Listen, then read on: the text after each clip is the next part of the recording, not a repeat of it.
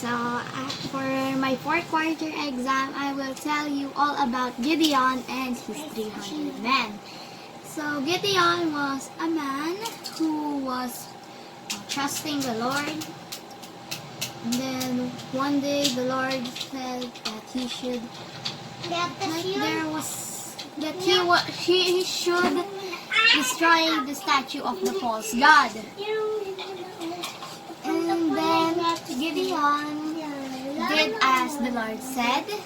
So he went to the mountain where the false gods were being praised, and then he destroyed it with his friends.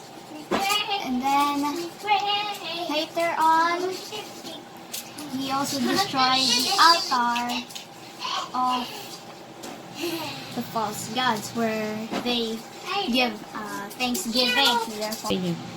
And then they put a new altar, and then there they gave thanksgiving for the Lord. And then the next day, the people saw that their statue or their gods had been destroyed, and they also had seen the new altar, which is already there. Yeah. And then, like, there was then there was like a message that there are people going to war. So then the Lord said that he should get the Lord said to Gideon he should get some people to fight in war, like that. And then there Gideon did, and there were so many men. And then he asked the Lord if this is enough, but the Lord did not like it, because he thought that if there were many men and they did it,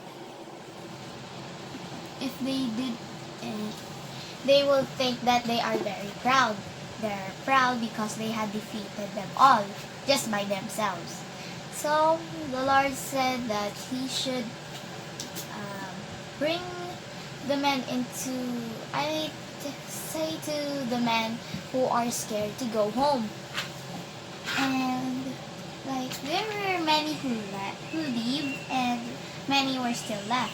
And the Lord said it's still not enough, or it's still not Still too many? Yeah. And then he said that they should went to the valley. And if they went in the valley, he said, if anyone drinks, like his head was full of water and then he drinks there, shall go home, and the one who licks like a dog drinking water will come with him. And then the men who drink like a dog were 300 men were left, and the others left and drove home. And then one night the Lord said, sneak at the camp and see what is going on. If you're feeling scared, then you can also bring your soldiers there. Then he went to the camp, had his trusted soldiers, and then there were like two people in a camp talking. The first man said, I have a dream, and it had a cake at the top of the mountain, and it rolled down into our camp and it turned it upside down. And then the other man said, it was Gideon and his men. He is going to defeat us. And then later on, Gideon thanked the Lord for giving him that sign. Then he went back to the camp, or to the men, and then he separated them into 3 groups, because there are 300, so there are going to be 100 in each group. And then he placed them in like almost all around, like circled the camp. Like, for example, this is the camp. So I think these are the men and then these are the camp inside. And then Gideon said that he should, that he would give the signal,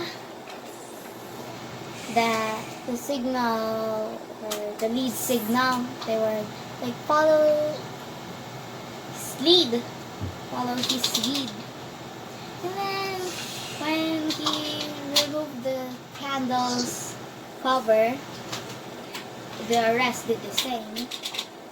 And then they sounded the trumpets, and then they all shouted for the Lord and for Gideon. And then all of the sudden the people out came, and they were rushing and don't know where to go because they seemed like they were already everywhere, but they didn't know that there were just 300 of them.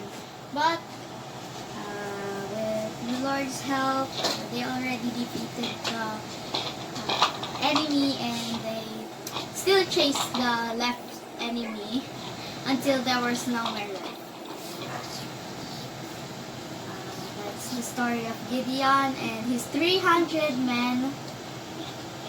And that's all. What do you think about the story? I think of the story that whatever we do with the Lord is, even though we think we cannot do anything, it's not true, but we can do anything even though it's big. Okay. Anything else you'd like to add? It's possible if we have the Lord's help. Okay. Is that it? Yeah. Alright. Thank you.